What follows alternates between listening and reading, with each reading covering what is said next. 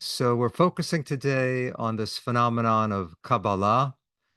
It's pronounced different ways, Kabbalah, spelled different ways and pronounced different ways. I often say Kabbalah, but Kabbalah is actually how they would have said it in Europe over the centuries.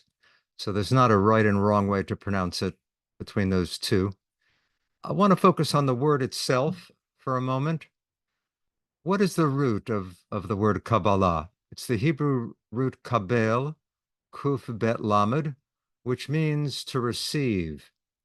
So you could translate Kabbalah as receiving, or that which has been received. And it refers to tradition. In fact, before the word refers to Jewish mysticism, it really means tradition, all of Jewish tradition. So it's things received, teachings received from a teacher, from a master, wisdom that's handed down from master to disciple. But it also means receiving in a different way. You could say being open to new insights, being open to new discovery. So it's really simultaneously new and ancient. And that's characteristic of Kabbalah. It's ancient tradition, but you only get it if you're open to something new, right? If you're stuck with a certain image of God, then the teachings of Kabbalah may seem very foreign or incorrect. It's that combination of new and ancient that I think is so intriguing. And in fact, the Zohar, the major text of the Kabbalah, calls its teachings new ancient words. In Aramaic, milin, chadatin, atikin, right? Chadatin is like Hebrew chadash, new. Atik is ancient. So these are words that are new and ancient. You could say simultaneously new and ancient. Now, how can something be new and ancient at the same time? Well, the Zohar is new in the sense that it's recent teachings. When I say recent, I mean beginning in the 12th and 13th centuries, right? That's relatively recent compared to the age of the Bible or the Talmud. So the Kabbalah offered new teachings, and we'll look at some of them in a moment. But the Kabbalah also claimed that it was ancient. These teachings really go back to the time of the rabbis or the time of the Bible, or even to Adam and Eve.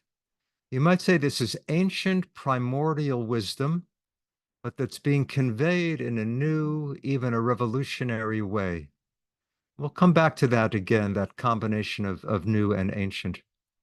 So when does the Kabbalah really emerge? When do we first find Jewish mysticism? You could say that Kabbalah is born in medieval Europe in the 12th and the 13th centuries, but certainly the roots of the mystical teachings go back to the rabbis of the Talmud, even to the Bible itself. You can think of the book of Psalms. So many expressions in the book of Psalms convey the yearning for God, yearning to be in the divine presence. Because what is mysticism really? It's hard to define. Mystics almost enjoy the fact that you can't define it, but you might say it's intense connection with the divine. In other words, a mystic doesn't just want to know what God says, what God commands. The mystic wants some experience of the divine presence, living in the light of God, feeling the presence of God. Okay, we find that in the Psalms very often. In your light, we see light, right? Be'orcha nireh or in the Psalms. Or my soul yearns for you like a deer panting for water. My soul thirsts for the divine. So you have that yearning for the divine very intensely in the Psalms. Think again of the book of Ezekiel, right? One of the major prophets in the Bible. What's the first chapter of the book of Ezekiel? A wild vision of a chariot, a divine chariot that's whirling through heaven. That is, you could say, the core of Jewish mysticism. Almost all later Jewish mystics try to interpret, try to understand what Ezekiel was experiencing. How could he have a vision of God? How can you see God? God is not visible. So Ezekiel says that he sees something like the appearance of a human form riding this chariot throne through heaven. And later Jewish mystics try to figure out what he meant. In fact, some of the Jewish mystics try to re-experience what Ezekiel had experienced. And that brings us to the next stage of Jewish tradition. We've talked very briefly about the Bible. If you look at the Talmud or rabbinic literature, there too you find expressions of mystical yearning for God. Basically, there are two components of rabbinic mysticism. Okay, this is all before we get to the Kabbalah per se. The roots in the Bible, in Psalms and Ezekiel especially. What do the rabbis do with mysticism? They speak of two components. One is cosmology, okay, the beginning of the universe, what's called Ma'aseh Bereshit, the act of creation or the workings of creation. Some of the rabbis try to delve into the beginnings of creation. How did it actually come about? Well, why aren't they satisfied with Genesis, right? Genesis describes the creation, but the rabbis are trying to figure out how did God bring about the creation? The first thing created is light, of course, right? Let there be light. So the rabbis ask, well, what was this light? And one teaching we find is that the light was actually not something created by God, it was something that emanated from God. The light was actually part of the divine aura, the divine presence that flowed into the world. So part of rabbinic mysticism is an account of creation. The other is called Maaseh Merkava, the account of the chariot. And there they're basically trying to figure out what exactly Ezekiel saw or how he experienced what he experienced. And some of the rabbis tried to re-experience, as I say, what Ezekiel himself experienced. So very briefly, those are a couple of the roots of Kabbalah, but what about Kabbalah per se? What we call Jewish mysticism really emerges in medieval Europe, in Provence, in southern France, and then spilling over the Pyrenees into Spain. It's really in Spain in the 13th century that Kabbalah crystallizes. And the main text of that time is, of course, the Zohar. Okay, we're just going to touch briefly on the Zohar in these sessions because I want to talk more generally about Kabbalah. I have a course on the Zohar that Ari referred to. A number of the people here today in this group are in that course. And rather than talking about the course at length, I'm just going to mention my website, and there you can find all the information. It's Daniel C. Matt with my middle initial C, and Ari will put that in the chat, danielcmatt.com. www.danielcmatt.com. You click there on Zohar courses, you'll see all the information. There's actually one course in English, meaning that we explore the English text of the Zohar, and another in Aramaic. If there are any people here who are fluent in Hebrew, you're welcome to take a look at that. There's a detailed description and sample videos, so I don't want to spend more time on the course, except to say we're going to begin the next series at the end of October, after the Chagim. October 29th is the first session. You're welcome to take a look at that. You can email me. My email is, you can contact me via the website if you have further questions. So what does Kabbalah teach? Okay, it emerges in medieval Europe. The Zohar is the major text, but I don't want to talk now about history or literature. I want to talk about the essence of Kabbalah. We're going to explore some teachings from my book, The Essential Kabbalah. It's a little paperback, and we're going to look at some passages from that. I would say there are three main contributions of the Kabbalah. The first is the true reality of God, the true name of God. According to Kabbalah, there's only one name that really conveys the divine reality, and that is the term Ein Sof. Two Hebrew words. You could spell it in English E-I-N, Ein, and Sof, S-O-F. What does that mean, Ein Sof? Literally, there is no end. And that's a term for infinity. It's a word that's used in modern Hebrew, even among non-religious people, scientists or mathematicians. If they're discussing infinity, they'll use the same word, Ein Sof, the same term. That word never appeared in Judaism before the Kabbalah. Okay, it's a creation of the Kabbalists, and for them, it's the name of God. In other words, God is infinity. God isn't someone up there sitting in heaven running the world. God is infinity. We're going to look at a passage in a few minutes about that. Really, what the Kabbalah is saying is that the other names of God, okay, there are many names of God. I'm sure you know many of them. One is the unpronounceable name. What I do is pronounce just the letters Yud, He, Vav, He, YHVH. Okay, some people think it was Jehovah or Yahweh. Nobody knows for sure, but the Jewish practice is not even to try to pronounce the name, rather to use a circumlocution, right? To say Adonai. Some people don't even want to say Adonai, so they just say Hashem, which means the name. Hashem is how traditional Jews refer to God, as the name. That name is the unpronounceable name. But for Kabbalah, even that name doesn't capture the reality of God as accurately as Ein Sof, as infinity. Okay, the other names, El, Tzivaot, Shaddai, Elohim. Okay, there are quite a number that appear in the Bible, but all of those are inadequate according to Kabbalah because no name can convey the infinity of God. So they prefer to say Ein Sof.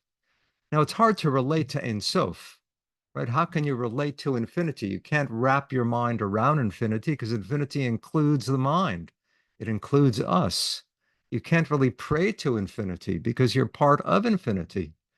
Kabbalah realizes that, and it realizes that in a sense, Ein Sof is too abstract.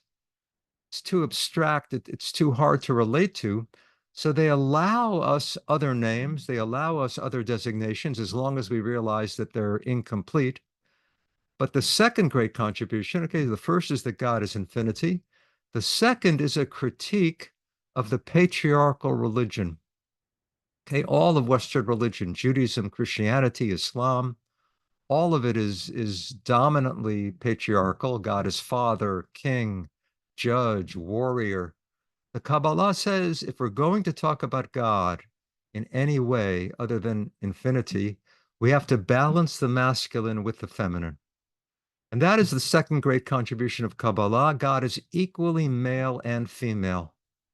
Okay, this was really revolutionary because all the Jewish prayers, all of the biblical texts, God is Father, God is King, God is He, God is masculine. Kabbalah says no, God is equally male and female. The male, of course, we know by all those divine names and descriptions and metaphors. How did the Kabbalah teach? How does Kabbalah teach that God is feminine? With the beautiful word Shekhinah. Okay, many of you have heard that, I'm sure. You could spell it Shekhinah, Shekhinah, Shekhinah. Shekhinah. Shekhinah was not invented by the Kabbalah. And next week we'll look in detail about the growth of that notion of Shekhinah, but I have to say a little bit right now. Shekhinah was not invented by the Kabbalah. That word never appears in the Bible, although you do find the root shachan. What does Shekhinah mean? God's indwelling presence, God's dwelling in the world, and shachan means to dwell. Where do we find that in the Bible? Well, especially in the book of Exodus, the Mishkan, the dwelling place of God, the tabernacle, as it's often mistranslated. Mishkan really means the dwelling place for God. That's the precursor of the synagogue, right? That portable sanctuary that the Israelites carried through the desert. That's called the Mishkan because God says, build me a holy place, v'shachanti, I will dwell among them. So the word Shekhinah does not appear, but the idea of God dwelling is very important in the Bible.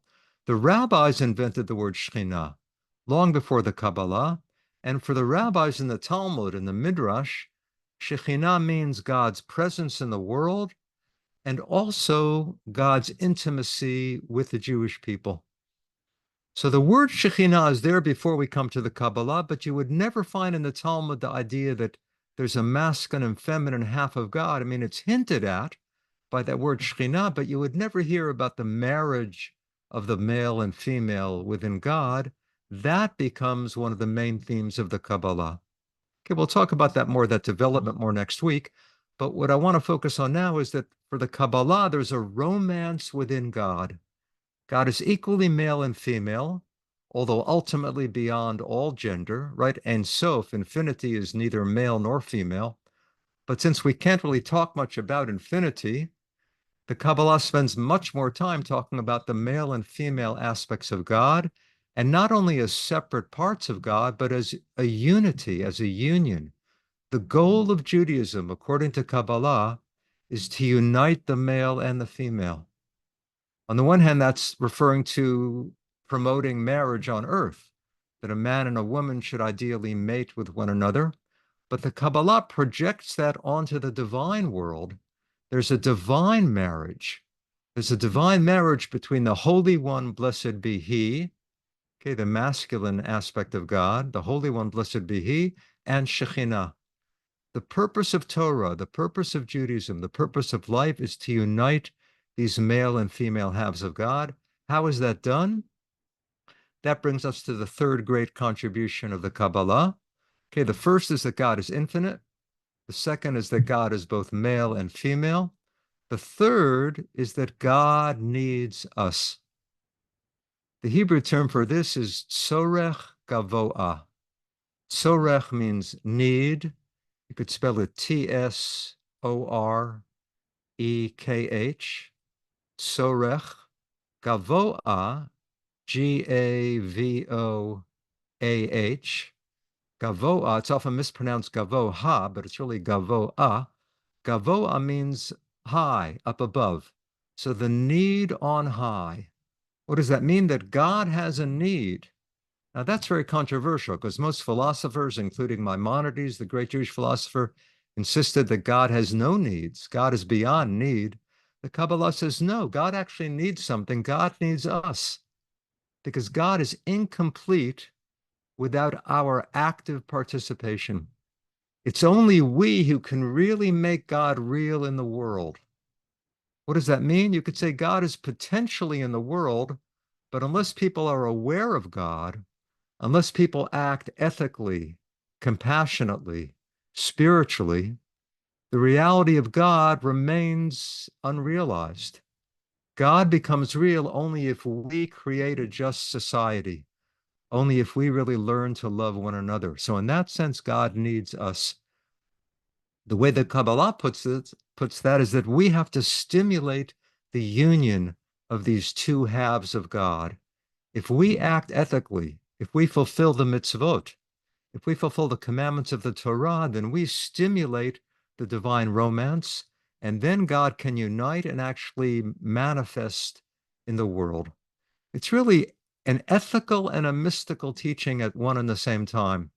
In other words, God needs us to do something so that the spiritual can become real in the world. The way I sometimes put this is that every mitzvah becomes an aphrodisiac or the divine romance. Okay, that's enough of an introduction. Those are very, very briefly three of the great contributions of Kabbalah: infinity, male and female within God, and that God needs our active participation. I'd like now to turn to a few texts, and I'll make sure, I'm sure you have questions and thoughts, and I'll make sure to leave time for that. But let's look at some teachings of the Kabbalah. This is the page, and Ari has put the text also in the chat or in some form. You can all download this and print it out. I'd encourage you to print it out. We'll be using it for a number of the sessions. And I just want to start right away with this first page. This is from my book, The Essential Kabbalah. It's a paperback, and actually you can download the PDF for free. I'll give that information to Ari, and he'll send that out as well. Here are some highlights from the book. The way the book is set up is that there are no footnotes. There are notes at the back of the book, and they're keyed to the pages of the book. So you don't see the authors here, all that kind of information is at the back. All these are translations that I've done from original teachings of the Kabbalah. The very first one is the purpose. This is written by a very colorful Kabbalist named Abraham Abulafia. He lived in the 13th century in Spain. He traveled widely. He was a very controversial figure. He may have thought of himself, he apparently thought of himself as the Messiah. That can get you in trouble in the Jewish tradition, in the Jewish community. He actually went to Rome and demanded an audience with the Pope because he thought he had something to teach the Pope about the coming of the Messiah. And the Vatican imprisoned him. He was actually uh, sentenced to death. But before they could execute Abulafia, very suddenly the Pope died. And the authorities in the Vatican were frightened about all this, and they released Abulafia. But he wasn't welcomed warmly in the Jewish community, either because of his messianic claims or because he taught mystical meditation openly. He taught people how to get into a mystical state through pronouncing the name of God, through combining certain letter combinations. He's a very interesting, fascinating figure, but I'm just going to look with you at one teaching he has, which I've titled here The Purpose. The purpose of the marriage of a woman and a man is union. The purpose of union is fertilization. The purpose of fertilization is giving birth. The purpose of birth is learning. The purpose of learning is to grasp the divine. The purpose of apprehending the divine is to maintain the endurance of the one who apprehends with the joy of apprehending. I think apprehension there is really not the best way. This was from the first edition of the book, and later editions I corrected it to apprehending. They can mean the same thing, but apprehension also involves, a feeling of apprehension. That's not what's implied here. It's the act of apprehending. Okay, what's going on here? This is a very typical mystical teaching, you might say. It starts off so simply, almost simply that you say, of course. Okay, and you could keep saying, of course, for the first few lines. The purpose of marriage is union. The purpose of union is fertilization. The purpose of that is giving birth. Now it starts getting a little more interesting. The purpose of birth is learning. The purpose of life is learning. Okay, why are we here today? It's a beautiful summer day, but people have shut themselves off in a room and we're looking at some ancient texts. Each of us feels that there's something vital about learning Torah, learning wisdom, learning science, learning about other people. It's learning that gives spice to life. And Abulafi is saying the purpose of birth is learning. What's the purpose of that? The purpose of that is the ultimate learning, to grasp the divine. And that's what a mystic does. That's what a spiritual seeker does. Abulafi is saying that's the most vital type of learning. And now we come to the last sentence.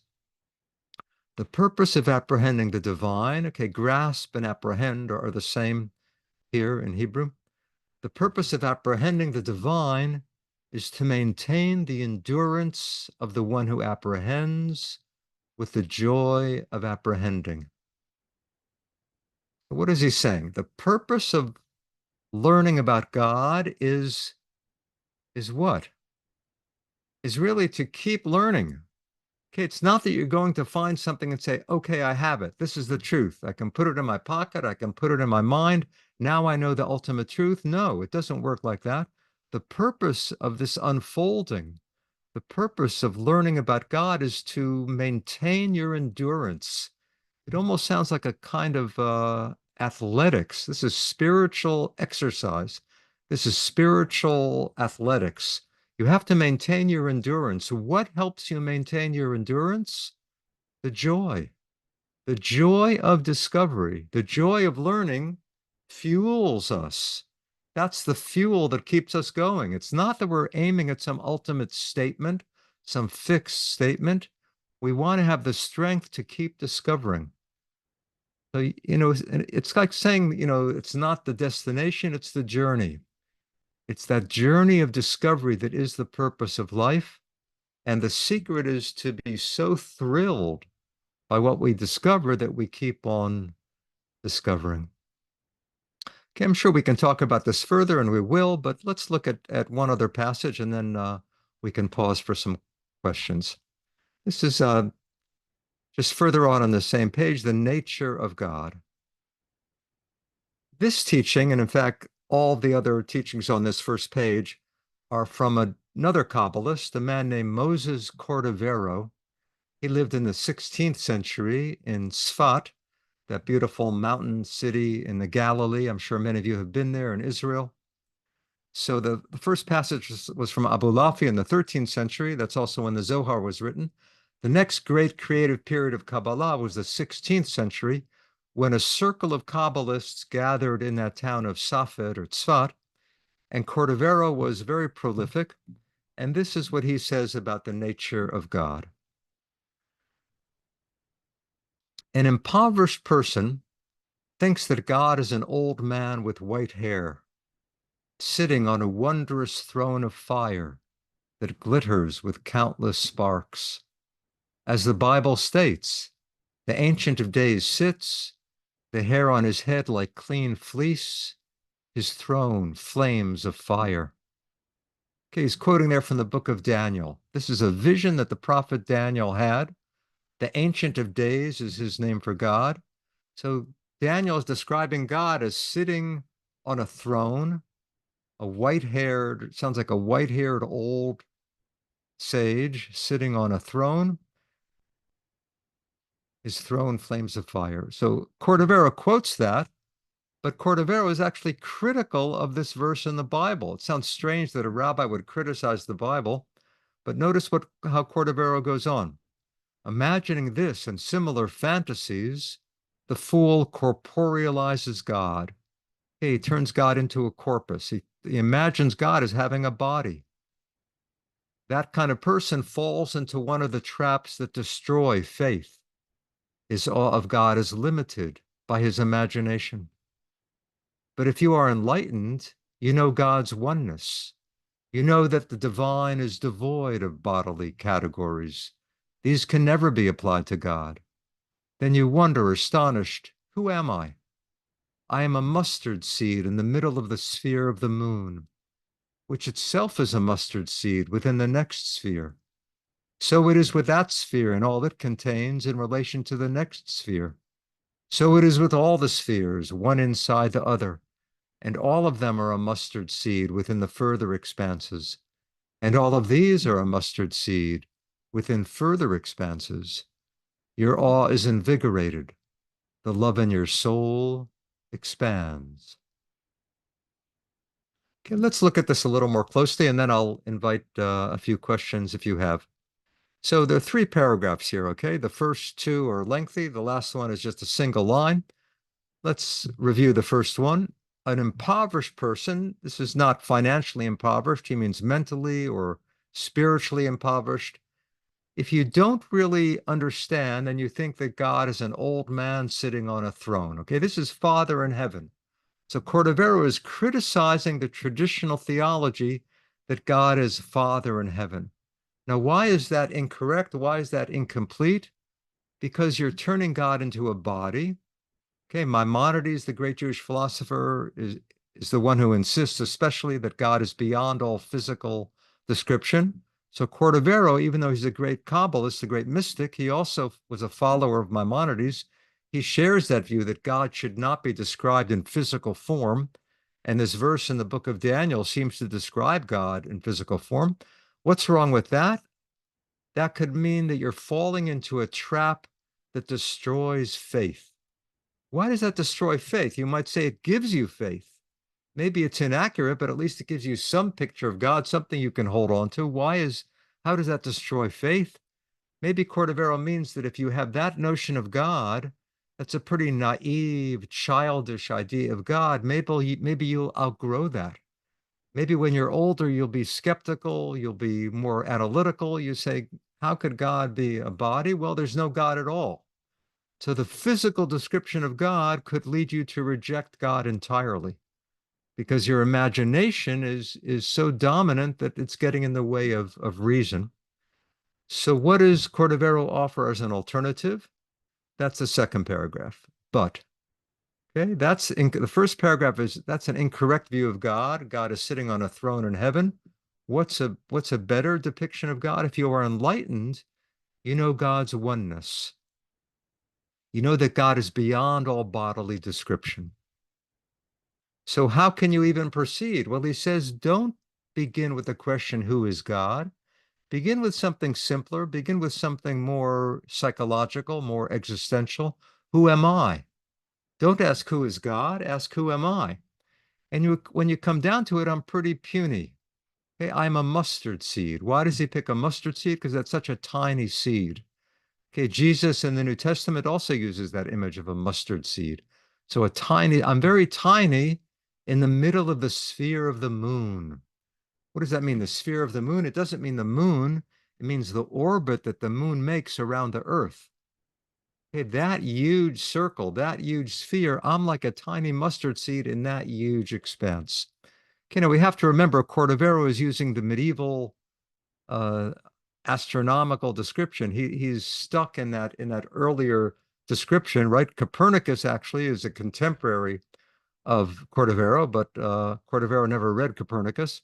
So Cordovero has the traditional notion of God going back to Aristotle that's shared by all people in the world, at least the Western world, until Copernicus, and even past that, that there are concentric circles. Okay, the Earth is circled by the moon, and then there are other planets, each in its own sphere, its own crystal sphere. So there's these circles, concentric circles. We'd have to translate this into modern terms. So let's do that. Okay, I'm changing Cordovero's description now to fit more our modern understanding. I'm tiny compared to the Earth. Okay, the Earth is tiny compared to the solar system. The solar system is tiny compared to the Milky Way galaxy. But of course, there are hundreds of billions of galaxies, each with hundreds of billions of stars. So who am I in this huge expanse? Okay, anything that you would look at, anything that you conceive as a mustard seed compared to the next order of being, why is that uplifting? Why does that get you any closer to God? You might just find yourself lost in the cosmos. And now we come to the final paragraph, that one sentence. Your awe is invigorated. The love in your soul expands. Why? Because this gives you a sense of wonder. And really now we come to the word Ein Sof. Okay, Cordero doesn't use it here. We'll see that he uses it already on the same page over here. He's going to talk about Ein Sof, but he has in mind Ein Sof. God is infinity. I'm tiny compared to infinity. But remember, if infinity is infinite, then I'm part of infinity. So the sense you get from what Cordovero is teaching is that we are part of God's oneness.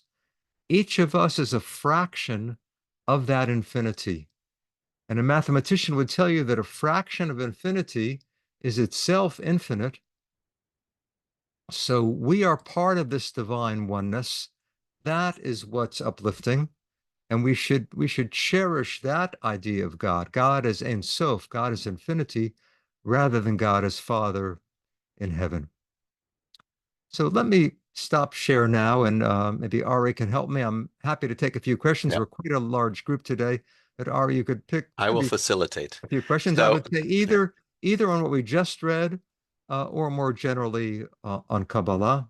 Okay, Please. I'll pick a few from different areas. The first is on the page that you shared with us. You don't have the names of the Kabbalists under the statement. Was that for a reason? That was just a question about the page. Yes, yes. No, I mentioned this is from my book, The Essential Kabbalah, and I decided to keep all the footnotes at the back, even the names of the authors at the back. So the book itself, which you'll be able to get either PDF or from the paperback, at the back of the book, each passage is identified. Okay. Second question is just going back to kind of the source and what you were explaining. Why did Kabbalah emerge in the 13th century in Spain? And where was it before that, if it really does come from our Hmm. tradition, but it was somewhere else? Yeah, so I would say, scholars would say that what we call Kabbalah as a movement within Judaism, Kabbalah meaning Jewish mysticism, that really emerges in the 12th and 13th centuries. We'll come to why in a moment. I would say you have the roots of Jewish mysticism much earlier. So the roots of that intense yearning for God, that certainly goes back to the Bible. That certainly you find it in the Talmud and the Midrash. You might say mysticism is an intense form of religion, all spirituality is about God, about the divine. The mystic yearns for direct contact with that. So you find that sentiment, you find that emotion earlier, but you don't find entire texts, entire books, a whole literature about how do you get close to God? How do you meditate? What are the meditative techniques? That we don't find in a large form until the medieval time. And the other question was, why does it emerge when and where it does? Why in Spain and Provence in the 12th and 13th centuries? You could say part of this is a reaction against Maimonides. Okay, Maimonides, the great Jewish philosopher, also known as the Rambam, Rabbi Moshe ben Maimon, Moses, the son of Maimon. That's why he's called Maimonides. His father was Maimon.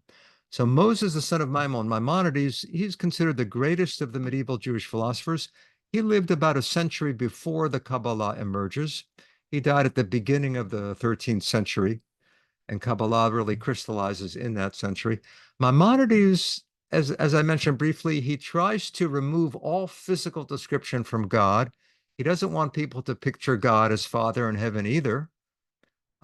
So, what is God, according to Maimonides? God is the unmoved mover. Okay, that sounds very philosophical. That sounds very Aristotelian. And Maimonides almost worshipped Aristotle. It's unclear whether Maimonides thought Aristotle was or Moses was the greatest. Maimonides is devoted to the Torah, devoted to Judaism, but he's convinced that Aristotle really is correct in how he speaks of the ultimate reality. God is the ultimate cause. God is not caused by anything, but don't call God a person. Don't describe God as having an arm or eyes or a hand. So, what does Maimonides do with the Torah? The Torah talks about God's outstretched arm, right? That God's eyes are viewing the cosmos. Maimonides says we have to see this as metaphor. Don't get fooled into thinking that God is physical. So Maimonides succeeded in fashioning a rational approach to God, but for many people, this was too abstract, right? How can you pray to the cause of causes? You pray to the Father in heaven. You pray to some God you can visualize. So Kabbalah, in some ways, is reacting against Maimonides. The idea of Ein Sof is totally in line with Maimonides. Maimonides didn't use the word Ein Sof, but he would be very comfortable with that. But the other part of Kabbalah is the male and female aspects of God, right? And that Maimonides would be turning over in his grave. In fact, I can hear him right now turning over in his grave that we're talking about Jewish mysticism on Zoom with several hundred people all around the planet. How can you describe God as having sexuality? How can you speak of the romance of God? That's the worst thing in the world for Maimonides. So Kabbalah is trying to make God approachable and trying to offer an alternative to that abstract philosophical idea. That's one of the main motivations, I think. Thank you. Questions. There's a few I'm going to put together in one question. Is Kabbalah in interacting with other forms of mysticism at its time? Is it taking? Is it learning from? People had referenced Sufism, for example. Very interesting. Yeah, that's fascinating. On the one hand, Kabbalah seems to be saying that Judaism has the ultimate truth. In some ways, Kabbalah is very chauvinistic. I don't mean male chauvinistic, although sometimes that as well. I mean Israel chauvinistic. Israel is the chosen people. Israel has the truth. The Torah is ultimate truth. On the other hand, Kabbalah was influenced by other traditions. Think for a moment about Shekhinah. Okay, Shekhinah, the divine feminine. It's no accident that in Spain in the 13th century, the veneration of Mary becomes so prominent in the Catholic Church. Okay, Mary was venerated from very early time, but it really reached a crescendo in Spain in the 13th century. That's where you have the veneration of Mary, even in some ways the worship of Mary. A strict Catholic would say you cannot worship Mary, but the veneration of Mary sometimes turned into the worship of Mary on the popular level. And it's no accident that Kabbalah begins to speak about the central role of the feminine within God at the same time, in the same place that Christians are emphasizing the feminine within their faith. So you find that Sufism, remember, Spain at this time is Jews and Christians and Muslims all living together. In some ways, there was a golden age of Spain in which Jews and Christians and Muslims had some contact and some influence on one another. And there are parallels between Sufism and Kabbalah. Abu Lafia, who we mentioned, who wrote that first passage, The Purpose, he apparently had direct contact with Sufis in some of his travels. So you do find that influence, and I think that's what's so beautiful about mysticism. Anyone who delves into mysticism finds that there are striking parallels with other mystical traditions. I'm glad you mentioned all that because we had a CSP adventure to Spain, but I feel like it was a year ago. Maybe it was more than that. And Right. I find you learn much more when you go to a location. I think it's called heuristic learning. So what you're mentioning now resonates much more for me. And if people have been to Spain and particularly learned about Jewish Spain, from Barcelona to Madrid, all the elements, particularly Mary, really make Mm, sense to me, and I hope to others as well. yes. There was a question, which is kind of a side question, is do you have a favorite Kabbalist? Do you have someone Hmm. who's like your go-to Kabbalist? This is like if you put a picture on the wall, that's the picture. And Yeah, I so, would say, you mentioned going to Spain. There's a statue of my favorite Kabbalist in Guadalajara, Moses de Leon. Moses de Leon is the author of the Zohar. I wouldn't say that he wrote the entire Zohar, but he's certainly the main composer, the main author of the Zohar. The Zohar is the masterpiece of the Kabbalah. And this Kabbalist Moses de Leon, it makes you think of Ponce de Leon. Okay, that city, Leon is a city in northwestern Spain. So Moses de Leon was probably born in Leon and grew up in Spain and studied Maimonides and studied Talmud and Midrash. And somehow he came to write this amazing work that I devoted many of my years to translating. So to me, he's the most creative and original of all the Kabbalists. okay, good to know. So there's a statue in Guadalajara. I'll have to find an image of that Yes, to share. yeah. Why is there a statue in Guadalajara? He lived in several places, but he probably lived in Guadalajara for much of the time that he wrote the Zohar. He also spent time in Avila. Near the end of his life, he lived in Avila, and the great Christian mystic, right, Teresa of Avila. She, great Christian mystic, she and John of the Cross, both of them had Jewish ancestry. So there too, you find interesting connection between the two faiths. Hmm. There's a question about the relationship between Musar and Kabbalah. So Musar is Jewish ethics. And people often contrast ethics and mysticism, right? If you're a mystic, you're just gazing at your navel and you don't care about anything in the real world. That's the common critique you have of mysticism. I don't think that's necessarily true. Certainly, it's not true about Kabbalah. I said in passing a few minutes ago that Kabbalah is a kind of mystical ethics. And you might say the Zohar is more concerned with how people act than about what they experience. How you act in the world, how you relate to your neighbor, how you relate to your neighborhood, to your society, that becomes a vital concern to the Zohar. So there is a built-in ethics within Kabbalah.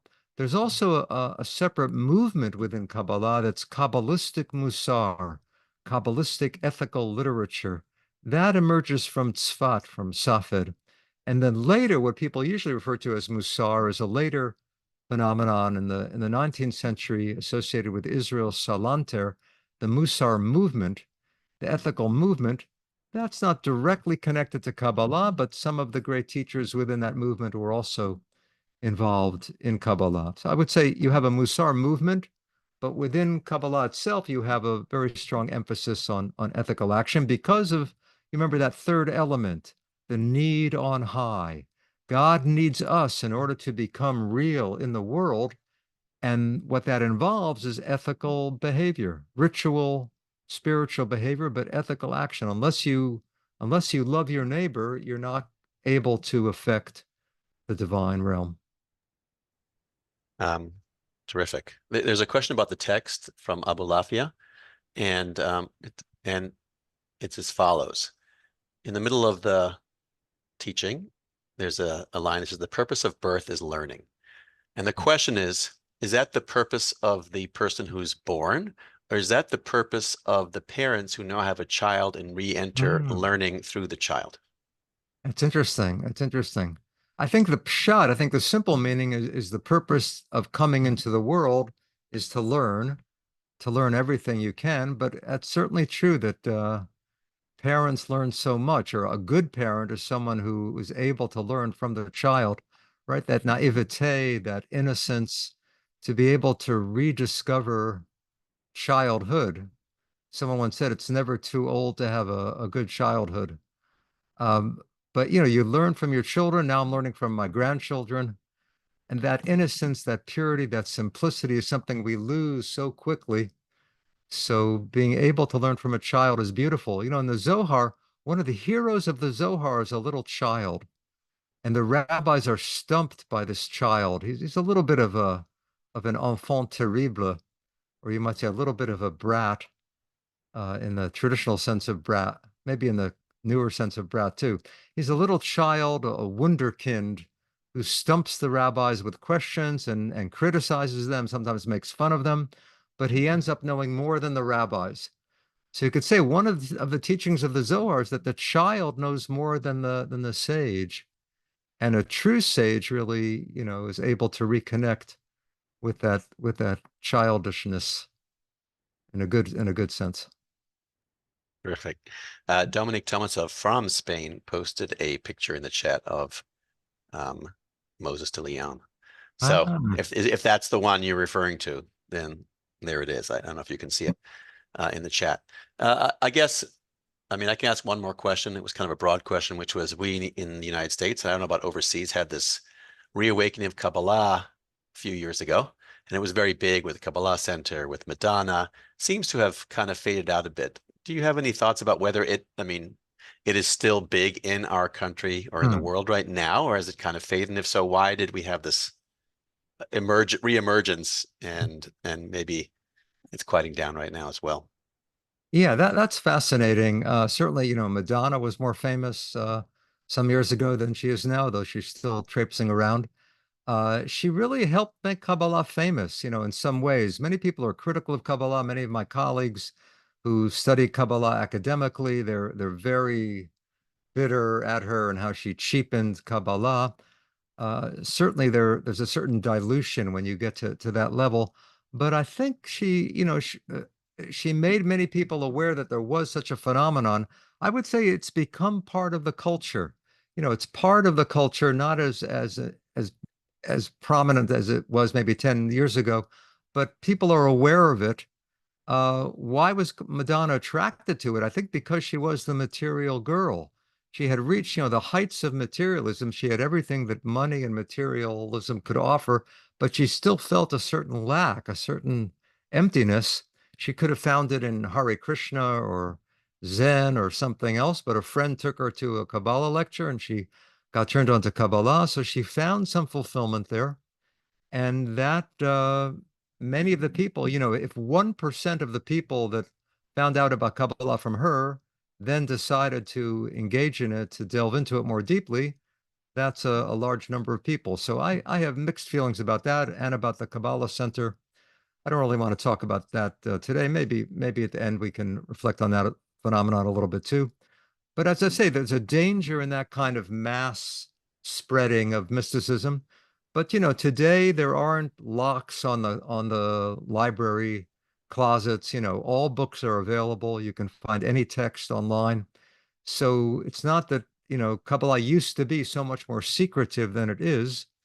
And that's interesting too. Why was Kabbalah kept secretive? I think partly because of the danger of mystical search. If you look very deeply into yourself, right, and mysticism is about looking into God and looking into oneself, looking into the connection between the two. There's a danger in looking very deeply into yourself. You can go mad. And I think there's a fine line between mysticism and madness. And the Kabbalists were aware of this. They were aware that you could go crazy through studying, so you should be prepared. It's not that you should never delve into mysticism. You should first reach a certain age, have a certain maturity, have a certain grounding, be in a relationship, have learned some of the basic texts of Judaism, and then find the deeper teaching. So there's a psychological danger. There's also a social danger. The mystic feels that he has direct contact with God, and the mystic may decide who needs the rabbi, who needs the tradition. I can do it on my own. So I think those two dangers, the psychological danger and the social danger, are why Kabbalah was kept secret. But as I say, nothing is secret now, and I think it's important, therefore, to study it in a responsible way, to teach it in a responsible way, and to be aware of those dangers. Thank you. I think there's a good question that I want to pose as well, which is the road Kabbalah has taken, and particularly through the Hasidic traditions. How did it, you know, it went into that tradition. So if you want to study Kabbalah today, you want to see it being studied, you're going to find it in a Chabad class. You're going to find it in, I would assume, other Hasidic traditions as well.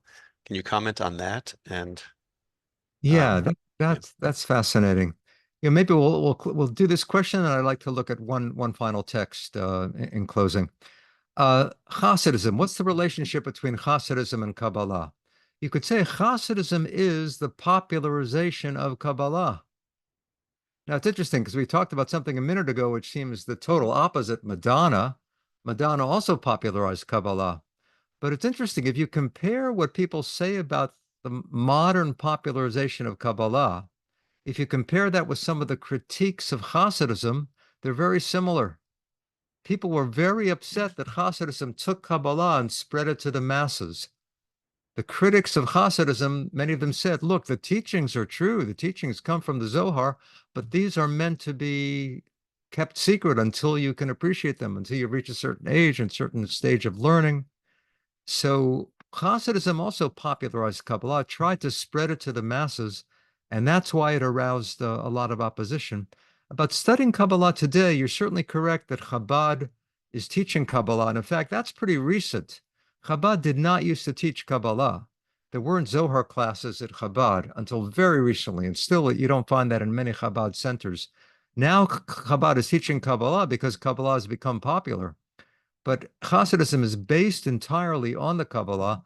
But I would encourage people to delve into Hasidism, but also to delve into Zohar without the Hasidic approach, because Hasidism uses Kabbalah in its own way, in a very beautiful way.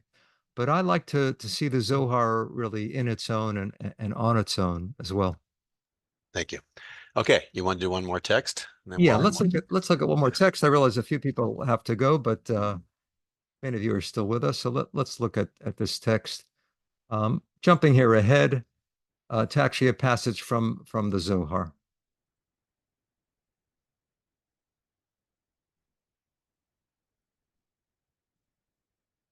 Okay, it's this, the essence of Torah. This is a passage from the Zohar. I'm sure many of you have heard this before. You might have heard it from me. It's a passage in the Zohar. It's a little parable. There was a man who lived in the mountains. He knew nothing about those who lived in the city. He sowed wheat and ate the kernels raw. One day he entered the city. They brought him good bread. He said, "What's this for?" They said, "Bread to eat." He ate, and it tasted very good. He said, "What's it made of?" They said, "Wheat." Later they brought him cakes kneaded in oil. He tasted them and said, "What are these made of?" They said, "Wheat." Finally they brought him royal pastry made with honey and oil, a baklava. He said, "What are these made of?" They said, "Wheat." He said, "I'm the master of all of these, for I eat the essence of all of these, wheat." Because of that view, he knew nothing of the delights of the world, they were lost to him.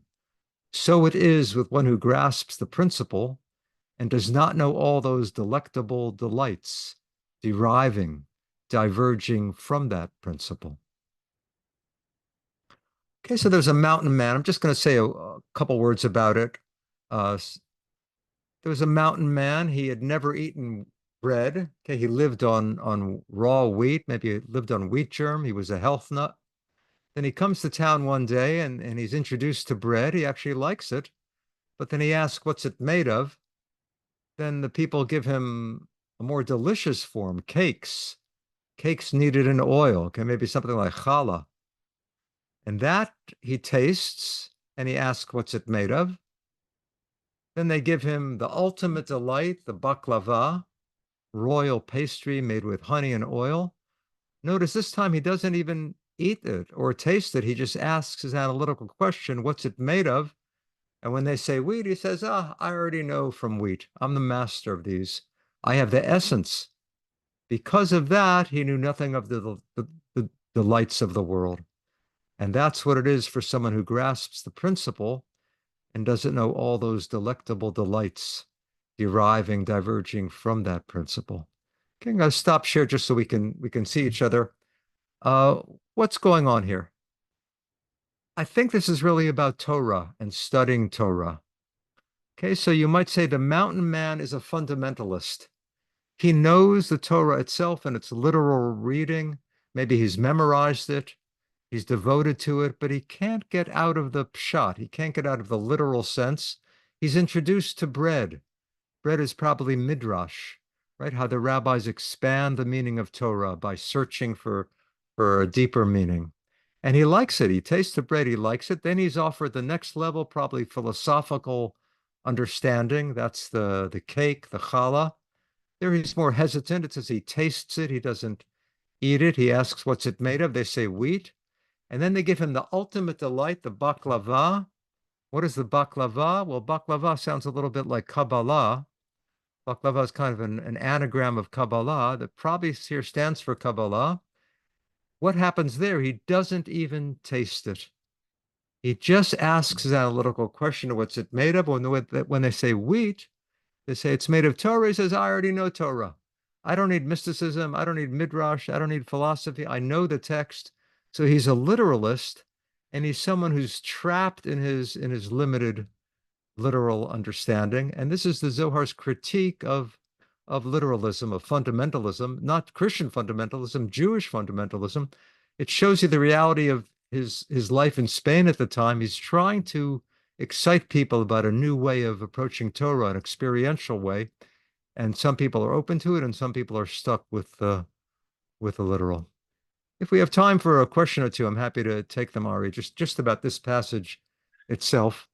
There was a question of whether the passage, since it has 4 levels, relates to Pardes, Pshat, Remez, Darash, and Sod as well. Yes, yes, right. That you have this acronym Pardes. Pardes means paradise, right? It comes from the word paradise, which originally meant orchard, and Pardes in Hebrew means an orchard. So the orchard of Jewish learning is sometimes described as these very 4 forms. The P stands for Pshat, the simple. The R or the Resh stands for Remez, which means a hint, which refers to allegorical reading, or we might say philosophical reading.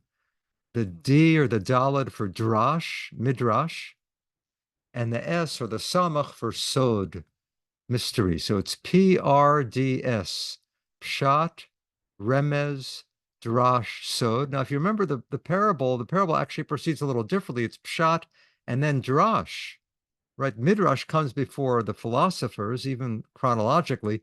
You might say it should be PDRS, not PRDS. PDRS would be what? Padres. And that maybe fits not only Southern California, but Spain better than Pardes. So it's Pardes or Padres. Actually, the first person who ever coined that acronym was apparently Moses de Leon, the author of the Zohar. He doesn't use it in the Zohar, but in his Hebrew writings, he refers occasionally to Pardes. So definitely, that's what the author has in mind here. Moses de Leon, the author, probably the author of that parable, has in mind those 4 levels of meaning, and he sees some people are stuck at the P level at Pshat, and he's trying to turn people on to all the levels, and specifically to Sod. I think that's the best way to approach Zohar, by the way. I'm encouraging people to delve into Zohar, and people are certainly welcome to try my course. But the best way to approach Zohar is in that progression, with that progression, the text of the Torah, then Midrash. How does Midrash expand the meaning of Torah? And then a philosophical approach, and then the mystical. Great. I guess there was a question just about your class. So are you teaching in a particular order? Are you making your way through the Zohar? If people join, do they miss because they've missed X number of years? Yeah, What's going on? that's a good question. The course began in 2019. So we're actually almost 6 years into the course, but people join all the time. People come and go. I'm moving straight through the Zohar using my English translation. My translation is 9 volumes, and now after 6 years, we're in the middle of volume 3. But some people begin at series 1. You can enroll in any series. All the earlier ones are available on video. Most people prefer to be in the live sessions. There are about 100, 120 people. About half the people participate live and half watch each week on the video. We're moving straight through, but with Zohar, it really doesn't matter where you start. You're kind of lost wherever you start, like jumping into the ocean. But new people join each time. And as I say, some people begin with series 1 and then jump to the current series or the next series. But people are welcome to begin with what will be series 28. Each series is 6 weeks. We meet for 6 consecutive Tuesday evenings. Then we usually take a short break of a week or two and then go for another 6. We do 3 or 4 series each year between October and May or June. But more information you can find on the website, and then you can contact me if you have questions. So I will share a follow-up with the text from today, the recording from today, the links to Professor Matt's website and how to sign up. I want to thank everybody for joining us today. We have people from Brazil, from England, from Portugal.